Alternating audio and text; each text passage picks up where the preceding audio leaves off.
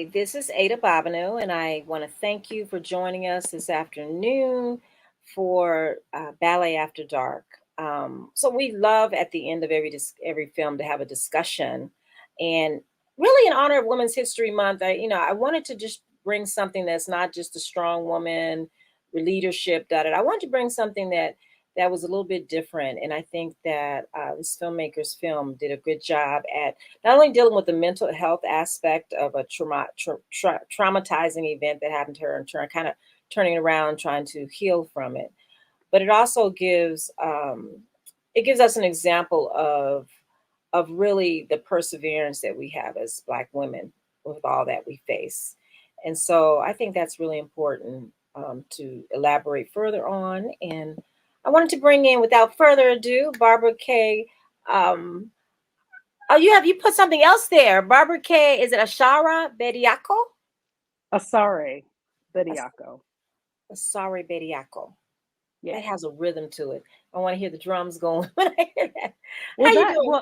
I'm good. I'm good. No, go ahead. What are you gonna say? No, that's actually, I've had two exes now. So that's actually my first ex. We met in graduate school at Northwestern. He is actually Ashanti. Mm-hmm. So I kept that name. It's my daughter's name. It's a powerful name. It And, is. That is powerful. I kept the name, but not the man, but that's okay. I'm sure there's a meaning behind it too, because everything has a meaning. Well, I will say this, it is a high name. So my daughter has actually gone back and, tried to trace her roots. Unfortunately, I haven't been able to place her in a community, even though she has the face, so the community finds her. But Mm-hmm. Bediako was actually, his family comes from actually some of the original leaders of the Ashanti tribe, which was kind of established in the middle of the jungle. I don't know if you know the history of that. And Mm-hmm. so if you look at the history, I think it's the 4 or 5 leaders that participated in the independence. Then Mm-hmm. his family was one of them, Bediako, Oh and it wow. actually means warrior and fighting, and so It's strong, girl. So yeah, that's yeah, a good one. So yes, welcome. thank you. Barbara's out of Washington D.C. And you said we met there before, but girl, I have like senior moments. I don't remember, but I will say Yes, that Ballet After Dark, we were so happy that Barbara came to our inaugural Sabbath Film Festival in 2019 and presented it, and Ballet After Dark won the documentary short category. So we're glad to pull from our archives and bring you back to actually speak more about the film, because we really weren't doing this pre-COVID. So true. when we realized, hey, we have another whole outlet that we could do by talking to filmmakers and presenting their works, this is awesome. I'm so glad. So I'm glad you could join us today. So, Barbara, we just finished watching Ballet After Dark. Tell us how you came about the project. I mean, how did the process of finding the subject and the subject matter, how did that all come about?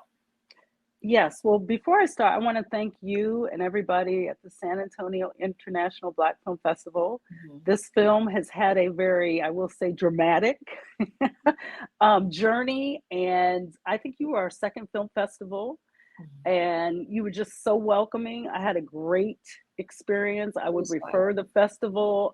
So I think it's a great avenue, and I appreciate what you're doing in giving Black filmmakers a venue to get their material out there. So let me start by saying that. So Thank you you. will always be dear to my heart. Thank Yes. you. Thank you. Um, so this really started, I would say, like maybe 6 years or so before I actually started the film. I was kind of still halfway in between New York and DC, and I was really interested in the objectification of women's bodies, because I'm like, I had, as an anthropologist, I read all about the Hottentot Venus, and I'm like, wow, you actually now have Black women that are using this whole thing with the BBL and the butt. And so I had originally was partnering with another filmmaker, Charette Gregg, who's Afro-Latina, and she wanted to look at it from that side. And our original idea was really going to be more of a talking heads, where I said, well, I want to follow a woman who has, I was really looking at these video vixens, and I wanted to follow someone who had been in that industry as a video vixen,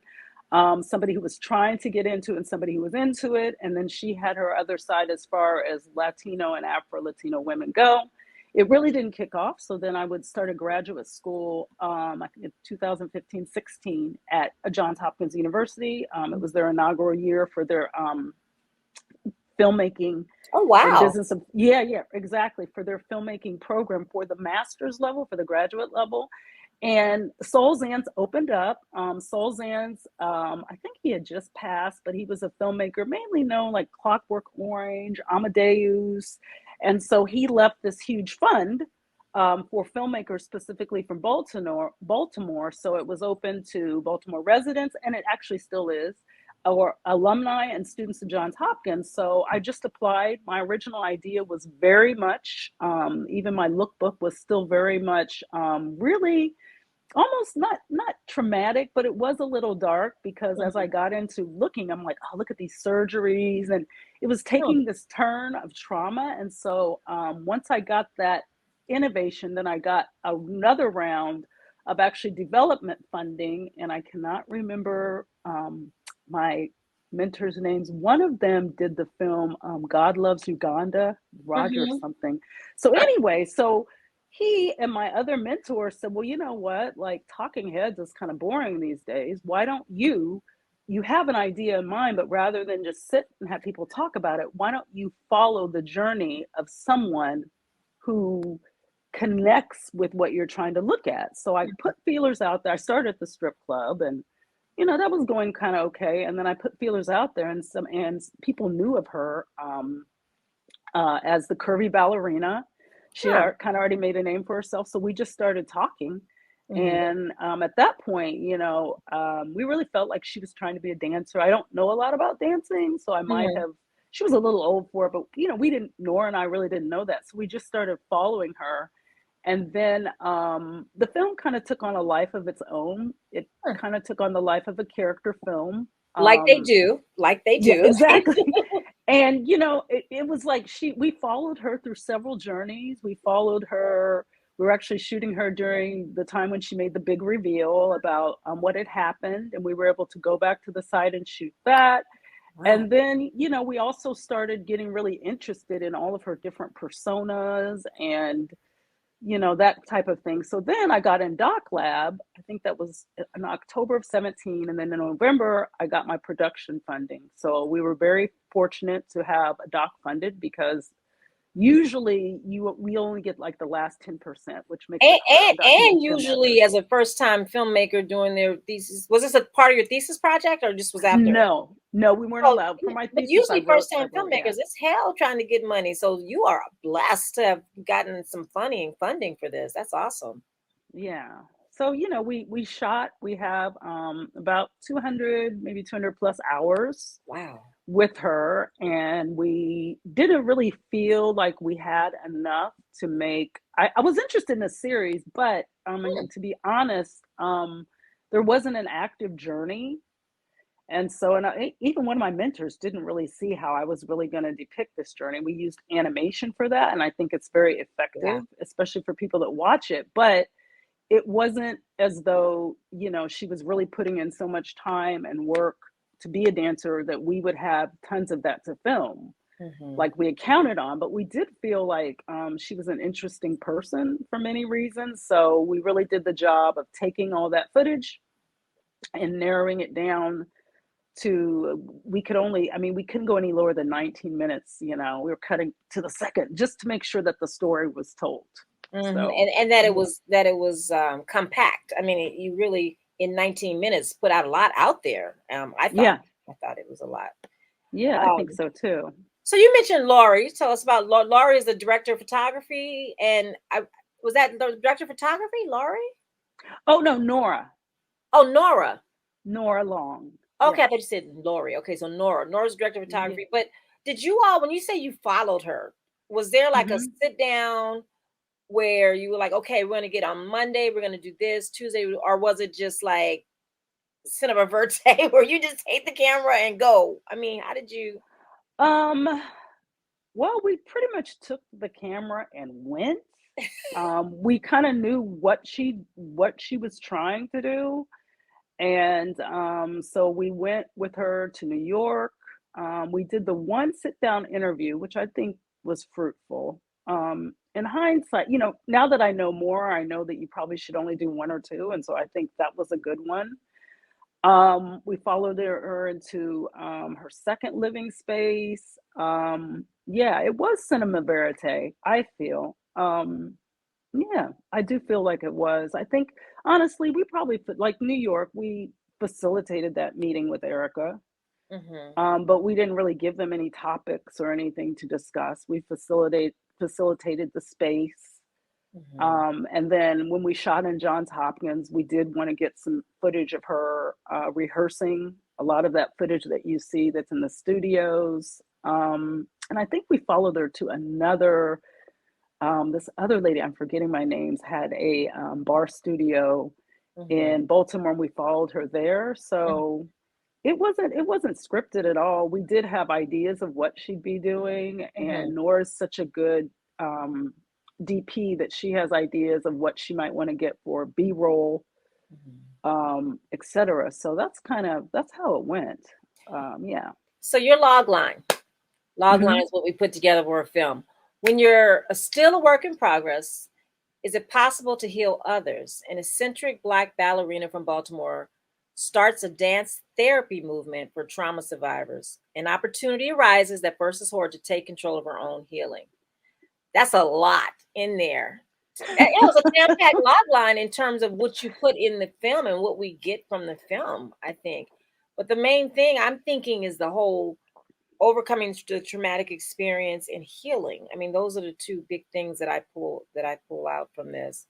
How was she to work with? Because was there still a lot of mental, um, I want to say anguish or just uh, issues going on that maybe therapy, additional therapy would have, in addition to ballet, would have um what if I'm sorry I cut you off? no What if would have just kind of helped with the thorough healing process.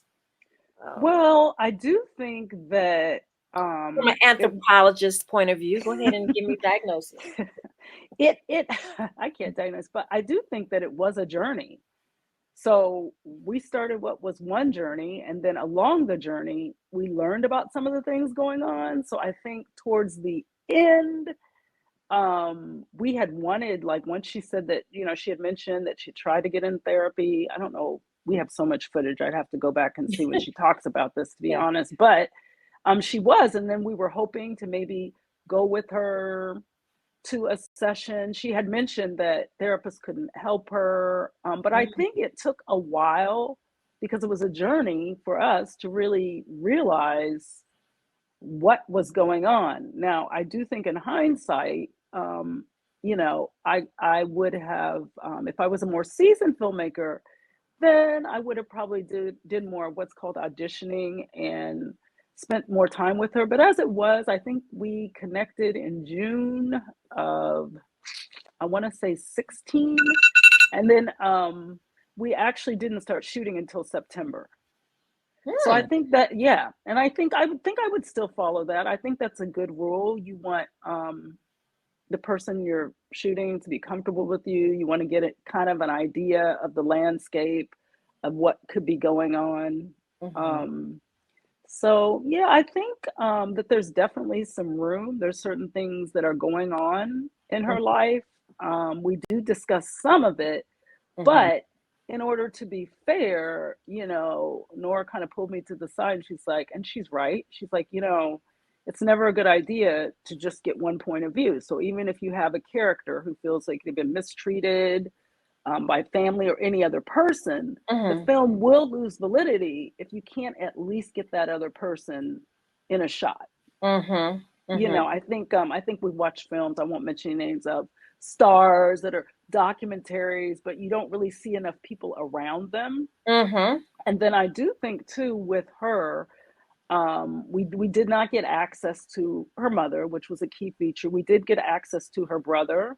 Mhm. I also think that we would have liked to have gotten access to more of the people around her. Mhm. And we did get some of it. However, I do think that she's been on her journey to start this company for a while. And there might be a possibility. I'm not going to say bridges burned, Mm-hmm. but there's probably some reasons. She appeared very isolated, and there's probably some reasons for that. We didn't start with the beginning of her journey to get herself out there, so Mm-hmm. we're not really sure. There's probably some times when she has distanced herself from people.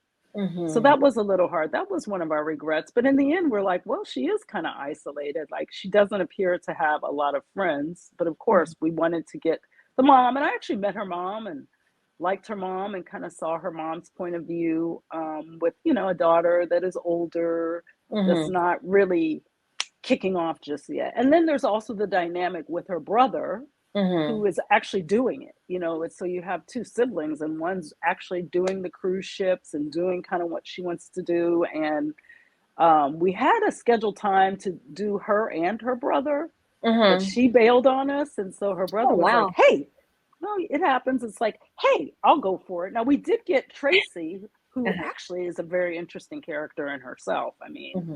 she was, if we were to do a series or whatever. So that's kind of how that went. Well, every film teaches you something, and every film you grow in some capacity because Hmm. because of what you go through in the process. There's so much behind the scenes. What is this film? What are some challenges you've had to overcome, and what has this film taught you in the end doing this Well, project? I do think, and I'm not the only one, there's some fellow filmmakers, and fellow alumni and fellow fellows in the Baltimore area who were shooting, for instance, the Squeegee Boys and the Biker Boys. I Mm-hmm. know two filmmakers doing each of those two topics, and they Mm-hmm. ran into some issues like we did in terms of, YouTube's out there. So how do you get a commitment from your subject when they can think they can go and film it themselves, which, as you and I know as filmmakers, they Mm-hmm. kind of can't, but in a monetary sense, maybe they can. Mm-hmm. So I think when you're dealing with subjects, especially someone such as Tide, who is social media is her thing. Mm-hmm. I mean, that's primarily how her movement has moved. It hasn't moved because she has a physical location, or that, she's given a lot of classes and she's touring the classes. The movement actually was about social media. So I think, and this is something my daughter suggested, she said, you have to kind of give a dog a bone. So social media is out there. You can't really expect to keep your subject committed and guard your footage at the same time, because we didn't want to release anything. But I think looking back, you have to have come to some medium with subjects, especially ones that are very out there in social media, Mm-hmm. have a presence, want to get themselves known. What can I give to this person in Mm-hmm. lieu of the film? Mm-hmm. So I think I would change that. Also, too, I appreciated all of the help and promotion from Soul Zantz, which is currently housed at Johns Hopkins. Mm-hmm. And we did a great photo shoot before and everything, and they kept wanting log lines. But I think honestly, it's hard. It's a hard thing to navigate because on the one hand you are getting your funding, but I do think that it disrupts what you have with the subject if they kind of know how you see their life, what Mm-hmm. you're thinking, you know what I mean? It's Mm-hmm. like, especially when you have a subject that wants to kind of be out there themselves and wants to write their own story. Wow. And so I think that was just a little bit difficult. I don't know how to really satisfy that need. If you do have a funder who wants you to give log lines and stuff and you really don't have the story out, I might have kept it just more generic Mm-hmm. instead of really saying what I felt the story was, because that's really awkward. Mm-hmm. It's an awkward thing to have somebody follow your life anyway. Yeah. And That's the reality thing now, the whole reality television thing now right, is yeah. right. So I think that's one thing. And yeah, I think that's kind of it in terms Mm-hmm. of what I might do differently. I liked our setup. It was just Nora and I, which I felt was great. So it was We just did. you and Nora. That was it. Nora was doing all the lighting, the everything, and It she was all edited. natural. We didn't have a lot of lighting. The only lighting we had was that interview. It was all naturally shot. Yeah, it was all naturally shot. Mhm. Literally, like we could go places and she'd have like a small purse like backpack, pull out her camera, and we just shoot. So Wow. she just actually graduated from SCAD recently. So she's Mm-hmm. just brilliant. I met her through another fellow, Mm-hmm. Dina, who actually hosts the Baltimore Women's Film Group, and she was a student. Mm-hmm. And so I met Nora. I met her at Starbucks in Columbia, and I had interviewed. This is one thing I will say, and this pertains to Women's History Month. And so I was looking at different people, and so we met and we talked. And this was my original idea. We hadn't even changed it. And I said, "Well, send me your stuff." By the time I got in my car and turned it on, she had sent it to me. And Wow. so I always note that because you and I know, being a female DP, and she's only maybe 5 feet tall. She's real, she's a tough young lady, but it's really hard to break in. And so I gotta honestly say, there were other men that I interviewed and they took their time. So in my mind, I'm like, if you're a filmmaker, and I love working with youth actually, but if you're Mm-hmm. a filmmaker, especially a female filmmaker, woman filmmaker, you'll probably find that just because of the nature of the field and how hard it is, you Mm-hmm. will get some of a lot of your women that are going to work with you Mm-hmm. are going to work harder, even our sound person, our Yeah, animator. you have to. Yeah. Um, and then towards the end, I, with my grant money, went ahead and got our own audio so Mm-hmm. that we could shoot anytime, and I can still shoot anytime. We did bring on an audio person. Mm-hmm. However, I think because Nora and I have worked so much together, and Nora is just, she's a money saver. So she's like, we don't Mm-hmm. need this. And so we were kind of like, well, the money, honestly, the money that we paid by him not knowing the subject and following the subject, let's just try to do this on our own. And Mm-hmm. so that's kind of what we did. I wish we Yeah. had better audio to start at the beginning of our filming, but I think we thought the film was going to be more about more visual and more about more dancing. Right. So we do have some of that. We could always clean it up if we wanted to, but yeah. And I love the animation. You had a sister that animated it as well. I love the just the thought of bringing animation into it. I thought was very creative. Yeah, I will say this with that too. I forget, it was somebody at Micah who helped me find her, um, Anaya, and she was a student. She had actually, I'm sorry, my thing just came out. She had Anaya. actually just, Okay. yeah, just graduated as well. Okay. And we just met like one time, and I was able to, kind of convey. We already had a good idea of what we wanted to do. So, like the Mm-hmm. characters, we're like, you know what, we feel like there's a couple of different characters that are battling Mm-hmm. within this person. Mm. So she delivered. I will always give women a chance.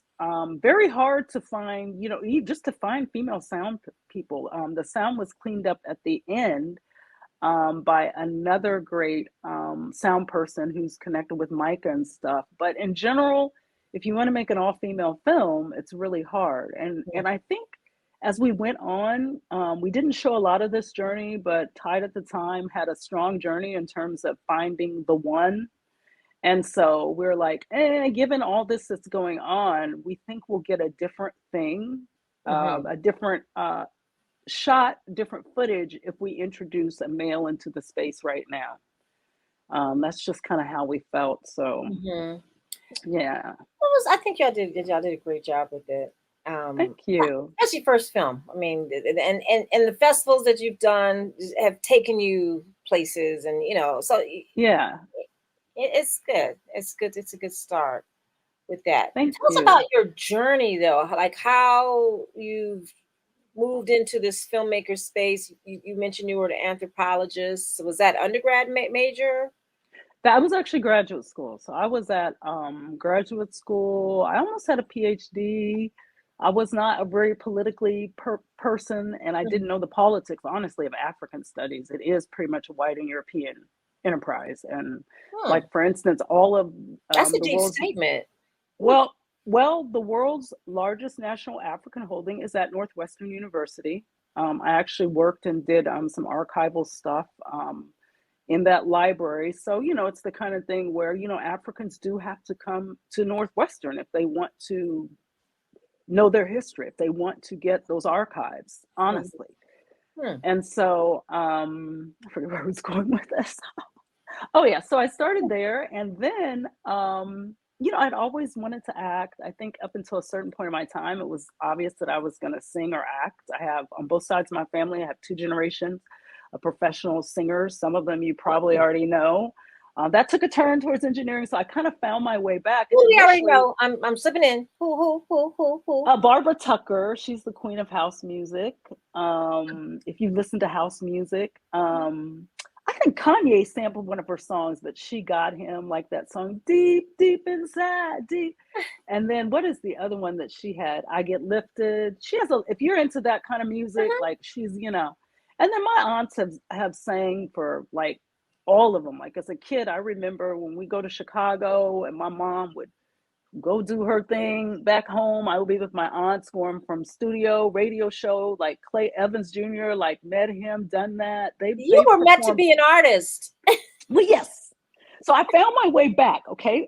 So started with the community acting and then went to New York and stuff. But I'm also a writer. I like to, even though my life looks disconnected, it's still storytelling because I've had to think, what is the common thing? I'm like, oh, anthropology, storytelling. That actually got me in trouble because a lot of times the enterprise of academia is not to tell stories. Also, it was different for me because I was up north and I look so much like them. And so it didn't take me long. I remember we'd sit in the research home and I was kind of in between worlds because I had a son. So Mm-hmm. that made me more of a human being. They didn't understand 24-year-old women who didn't have sons. Mm-hmm. And I would be talking with the women. Most of the women I was studying with or, making friends with were in Purta, which means northern Nigeria is like the Saudi Arabia of Africa. Like you have to be covered. And so I would tell them what I was studying. Basically, women, the translation is prostitute, but it's basically a woman who in this male dominated society is not under the household of a man. These women divorce and marry. It's a different game they play. And if you decide, well, I'm divorced, but I'm going to get my own place. Mm-hmm. And, that's kind of how they translate or whatever. So I would be talking to these women and they would have ideas about what Mm-hmm. I was studying. They never went into that side of town. And one day they said the Wow. word for sex. Uh-huh. And so I went back to the research house and there was a linguist. He knew 6 languages. He had been in Nigeria 6 years. And Mm-hmm. I said that word, and he said, oh, that's the word for sex. And I Hmm. remember going back to my room and journaling, and I'm like, yo, what's going on that you stay here 6 years and you don't know how to say sex? That's crazy. Uh-huh. So then I said, no, Barbara, you need to be careful because you've only been here a month, and there's something about you that the society is sharing more than they are with other people. And I said, do I want to tell them those stories? I'm getting an access because if you don't know basic things, I mean, they just weren't giving them access. People are Right. not stupid. Mm-hmm. And so I saw it more as telling stories with academia. They wanted me to talk about something different, but I was interested in women's work. These are Muslim women who have a trade route from Nigeria, Saudi Arabia, Wow. Sudan, but that's not necessarily what they want to hear in that enterprise. So even when it comes to with our with my production company, the goal is to tell those off the beaten track stories.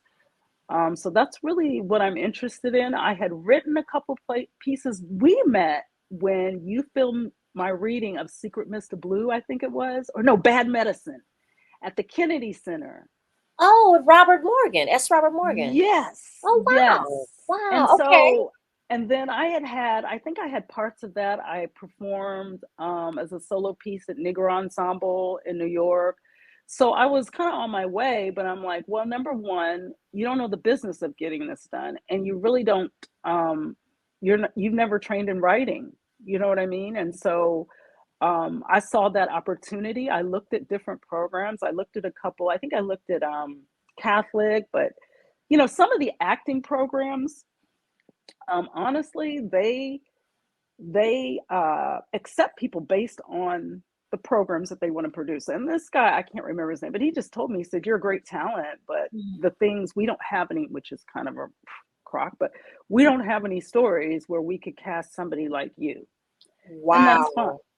Hey, Wow. the stories are out there. But so then I found Johns Hopkins and I met Roberto and I said, well, I would not be suited for an acting program. Even my mentor, Vera Katz, tells me, she's like, listen, you want to be careful Yeah. because, Mm-hmm. yeah. Mhm. because you're already out there. She's like, you've done New York. So now what will you get out of it? And so I think as I was leaving the program at Johns Hopkins, there were these two twin brothers and they were actors too. So yeah, we can come out and we could be like not Ben Affleck. What is Ben Affleck's sidekick's name? But anyway, somebody Mhm. who writes, produces, directing, but then, And that's, acts. and Mhm. acts, right. Mhm. And so, in that program, it's 11 courses. So you really come out with a portfolio. And especially towards the end, I started writing more pieces. I'm like, well, you have been on this road of auditioning and doing this, but how much more powerful is it? Like, look at Issa Rae. Even some of my professors were like, when they saw my film, they're like, you need to talk to her. And Mhm. so that's kind of where I am now. I have a couple pieces that I would like to shop around. Mhm. But I think I needed those tools, and even now when I talk to people, oh, I'm trying to make this film and I'm trying to do this, but they don't really want to invest. And personally, like that makes a difference. They're always going to be trying to make it, but at some point you have to invest in education Yeah. and get those tools. Yeah. And so That's that's where smart. I am now. Yeah. So tell us about your production company, your name your production company, and some of the things you want to do. Because are you more interested in the documentary part of it, or narrative, or both, or with your production company? What do you? I have a natural affinity to the documentary. In fact, during my second to last semester there, I took the business of non fiction with Tamara. She had just gotten her Oscar for the OJ Project. Mm-hmm. And I can't think of his name, but he was already on PBS and everything. And they had one of our guest speakers come, and she was actually an anthropological documentarian. So Mm-hmm. I just remember thinking, my God, if I had known that this was something I could do with my career. So I think at the heart of me, I'm always going to go into any space and figure out how are they living here? What's the worldview? How can I Mm-hmm. place this person? There's I have a couple of dream projects that would be out of the US. I'm interested in some of the market girls that you can Mm-hmm. meet in West Africa and how they lead their lives. Oh, Um, that's and interesting. and I'm interested in the homeless for one of my projects. I still have the footage. It's horrible because I was not even trying to edit it. But I live right in Anacostia, so I'm going to go right around the street to the corner of Minnesota and Good Hope Road, and I just started, filming them. And there was a thing. Some of my neighbors were doctors, and they didn't want these people there, and so I filmed that, and I was able to just catch glimpses of Hmm. the interaction between these substance abusers and the Catholic Church trying to stop it and the Hmm. neighbors. And so I'm always interested in the homeless. I work Mm-hmm. with them. So many stories. A lot of what I write intersects with that in some way. However, I also have a couple of really good pieces that I'd like to put up. I love series. So I have a little, I call it a dark comedy teenage soap opera, and it's about boarding school. So I'd like to collaborate with that with That sounds Abby. interesting. Yeah, and I have another piece for my thesis. I actually wrote a piece about a woman who started like a homeless shelter. Mm-hmm. And I think I might have placed it in DC or someplace like that. And so I still have narrative pieces that I want to do. Uh-huh. During COVID, I was actually shopping Ballet After Dark around because it was a great time. They wanted Black stuff, any Black stuff, as you know. But Mm-hmm. that kind of fell off, and so it's kind of like it just put a cramp in my style in terms of where I saw myself going. Oh, So I believe feel me, like I I'm know. yeah, but I do feel like, coming out of that program, I have the tools because the one thing, even when we'd have really good writers come and speak to us, I remember raising my hand, well, how do we get a producer? How do we put this out? And they're like, oh, you don't realize, like, you have to do this yourself. Yeah. Once you write your script, you have to look forward to, getting it into the hands of a producer. You have to know how to pitch it, how to do your lookbook. Girl, it's Like, like the mama of production. I mean, it's like you're the as a parent, you're the mother of your children. You want to do the best for them. It's the same with the film. I look at film as children. Each film yeah, is a child, and you have to yeah, do everything to get it out there, to get it strong, to get an audience, to get. So it's really the same same type of Well, concept. I guess what they're saying too is that there's not too many writers that are trying to get out there that aren't also producers. Hmm. And really, like, we had to, so our program is not MFA. We did have for one of our classes to do a film, but it's not like an MFA where that's really your thesis. So there Hmm. was a lot of business, and but I took equal amounts of both, and we had to pitch every single week. And that's really what it takes. In fact, I shouldn't say this, but You need a being in showrunner. as showrunner is something too. Just being in this group I was with other filmmakers, and some of them were older, and they were talking about lookbook pitch, like, because they're already in the money train and they're already producing, like, they have no idea of what this tool is. The fact that you can't just write something and put it, you have to be the writer and the producer if you really want to get it done, and you have to know the tools, like what do the studios require. A lot of that is shifted, mood reels, things like that, in lieu of actually producing an episode or whatever. So I think I'm in a good space with those tools. I just kind of just got sidetracked through Yeah, COVID. but nowadays I look at Isare as a model because she started Mm-hmm. with Awkward Black Girl, and she basically on YouTube and built her following and basically built her career. So I think the old channels or the modes of operation in terms of trying to push your stuff to Hollywood, sometimes it's just do your own shit on your own time and build your own platform and get your people. And so I mean, there's other ways. I mean, it's hard, and you got to really get a team around you. But it's hard. Yeah. Are you familiar with Brown Girls Mafia documentary Mafia? Yes, I'm a member of it. Okay, good. I was gonna say to get Yeah. on that. I think the other filmmaker is too. So I was not, I was a little shy at first. The other filmmaker of the other Ballet After Dark. But getting with another thing you say, so, my daughter's 26, and she told me, she says, Mom, you really have to open up your eyes. She said, because, yes, Issa Rae's on TV. She said, but you can monetize. Like, I remember somebody brought a project On and Vimeo, Vimeo, on Vimeo, but monetize your film screen. Yeah, you can monetize right on YouTube. And so YouTube I too. remember, yeah, one of the other students was like, once she did her pitch, and they're like, well, how are you going to sell it? And she said, YouTube. And we laughed. That was like 2017. But she was actually teaches at a business school. So she actually kind of knew. So Abby's opening me up, even in terms of influencing, which I delved off into during COVID. And, it didn't take long before SAG was like, well, wait a minute, we want to talk to you guys and we want to know, but it's like, no, it's too late. It's like, as a SAG member, this Hmm. is an opportunity that I have. I don't have to audition for commercials. I Hmm. can actually, I don't have a great following, but I have had brands come and say, Yet. hey, Hmm. so I think I'm opening up beyond the model. I mean, I'm glad that we have the streaming model, because otherwise we'd be stuck with the networks and we'd be stuck with the theaters. But now, she's kind of like, Mom, rethink it. Why can't you put this up yourself like she Hmm. did? And then maybe somebody will pick it up and I Hmm. could get the team. So I'm kind of in the process of Yeah. And, rethinking and all and of I'm that telling stuff. you, I look at like Uzan Palsy from Martinique. We honored her with our Ankh Achievement Award in 2021.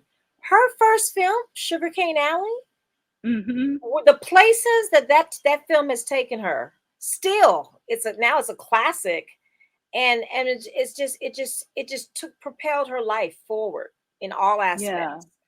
Becoming the first Black woman to direct a major Hollywood film. They came to her. People were coming to her. So, And so that's, it's yeah. amazing what a film can do for you. And don't look at it like, oh, it's old. No, no.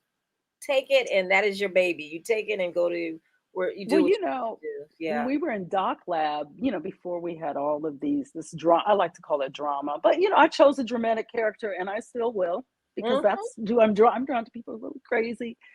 Um, but dang, I just forgot what I was going to say. What are we talking about? I know I have a serious ADHD, hon. I really do. It's like Oh, that's I okay. can't really.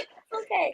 No, A we were lot of talking about artists, the different no, the I different wanted to things you make could this. do. Mhm. I wanted to make this point. Oh, so then I had all these big hopes, and so then some of the and these are some really good filmmakers. I'm bad with names, but if I give you their names, Mhm. you've seen their stuff, and they're like, "No, sis, this is a calling card film." Mhm. And Mhm. now that I have some distance from the drama, Mhm. etc., and I'm not emotionally involved. I mean, when you first make a film and you're just fighting for it, anything that comes along, and we had so much drama and I was fighting for it. Yep. Now I'm not emotionally invested in it at all. So this is a great, like you say, this is a great calling card film. And Yes. this is actually the film that I need to get more funding, that Yep. I can, funding begets funding. So I feel Mhm. certain that I probably could get more funding. So now I have some distance, and I think you're absolutely right. Like, it was really innovative, Yeah. and we told a good story about a complex character. And you're right. I can take this and go say, here's what I can do, Mhm. and Mhm. here's kind of my style. I think my style is really gritty, and I was Mhm. allowed to kind of figure that out as well. Mhm. And I think the So anthropological side of you really complements the producer side. I think that in really, terms of give you me looking one at the second, sis. I subjects. gotta plug my. Give me 1 second. I'm Oh, sorry. okay. Okay. I just lost my. Do do do do do do do. Hang on. I have a Jimmy rig set up Do. here. Oops. So I have to. I don't want us to lose our power. Oh, no, no That problem. would be very bad. And Okay, hang we're just on. kind of winding down, really. I just Okay, there one we of the go. things I really want to know is how can people get in touch with you? What is there a website they can go to about the film? Just tell us, and the name of your production company. Mention that as well as where the name came from. Okay. So the name of my production company is Keone Girl Productions. It actually started in 2013. I did a solo show, and I have a very strong business bent.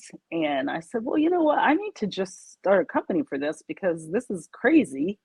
I mean, we didn't have some world renowned tour, but at that point, I'm like, you need to make yourself into an entity. So at that point, I hadn't gone to film school. So we had that project. I think we did Bad Medicine under that project. And then we ended up doing this film under that. Okay. I have not done a lot with it. I do know that moving forward, anything else, obviously, that I do film wise it's actually legit, will be through that company. And possibly doing more influencing, definitely. So there's a way to tie into that business wise, Mm-hmm. which I think is important for women to know, the business structures that they can use, and that they should use to keep themselves out of trouble and out of debt. So Keone Girl Productions is the name. They can contact me on the email. It's Oh, K Keone. E So O N I G U R R L. yes. So when I was in New York, I didn't like the name Barbara. I mean, I just, I was trying to make it as an actor, and I didn't really think it fit at the time. I was doing what a lot of actors do. I was managing a phone survey center. Mm-hmm. And, again, once I got to management, a lot of my phone workers, a very wide cast of people, it's a second chance job. So you can imagine. And there was this aging Swedish model, right? Mm-hmm. And, boundaries kind of difficult for me. So at some point I think I'd shared with her, even though I was a manager. And so she came up with Keone. And it was very interesting for me, because at the time I was really looking at a lot of numerology, and I Mm-hmm. was looking at my name, and I'm like, numerologically, like, this name, if you're into numerology, kind of works against me and who I am in Huh. that sense. And so when she said Keone, it actually fit. And so I always kind of had that in the back of my mind. And then I went to see, oh my God, who is, I cannot think of his, Andre DeShields. Okay, We I like went that to see name. him a couple years down the road, before I started with the filmmaking. And I was still in New York. We went to see him when he first previewed his solo piece about Frederick Douglass. And Mm-hmm. so afterwards, me and Kimbali came up to him, and we said, oh, well, we're actors. He said, honey, you don't have to tell me that. So I kind of know. And Yeah. so he said, well, what is your name? I said, well, to sign my program, I said, I really want to change my name, because I don't think it's powerful. And Mm-hmm. he said, well, what is it? And I said, Barbara. And he wrote on my program, to Barbara, your name means fierce, so be that. And then years later, I learned that it is actually a saint and that it's actually a really powerful name. But I have stuck with it.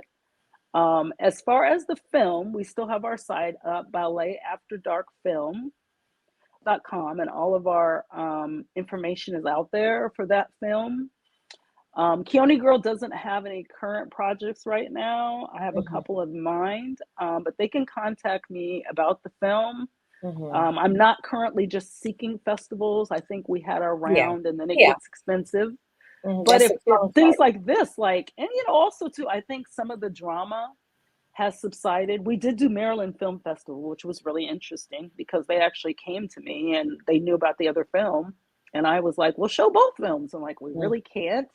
But I think they chose us. She had submitted, but I think they chose us. Number one, it is a Baltimore based film. And they have a space now at Maryland Film Festival for Baltimore filmmakers because before, Okay. I think some of my professors hadn't even gotten their films in and everything. So I think they respected, like, the community of Baltimore had seen me in the newspaper, had Mm-hmm. seen the story.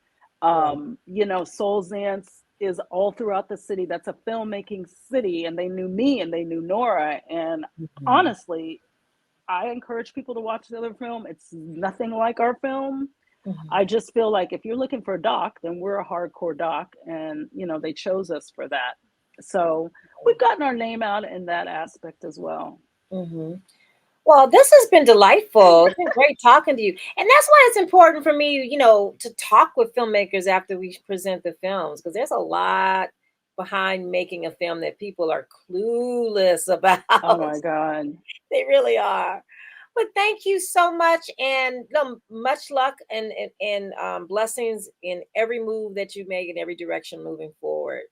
Okay. Thank you Um, so much. And yes, thank and you. hopefully you can come to another festival. I would love to. As an actor, I loved linking up with so many people there. You guys, I love you guys because you're not a filmmaking center, Mhm. but it's one of those places where you guys are just doing the work. Like Cedric, he Yeah, just does the work. And, yeah. you know, they do it more in Baltimore. Hmm. It's hard to shoot, but I'm like, wow, if you're in a place where people have ideas and they just get it done, you guys have such a machine. So I would love to collaborate with people that you have there. I mean, you guys are just full of love. I try to send films your way. Cute. So, yes. Thank So you. We thank you, thank you, appreciate thank you. you. Thank Okay. you for Well, take everything. care.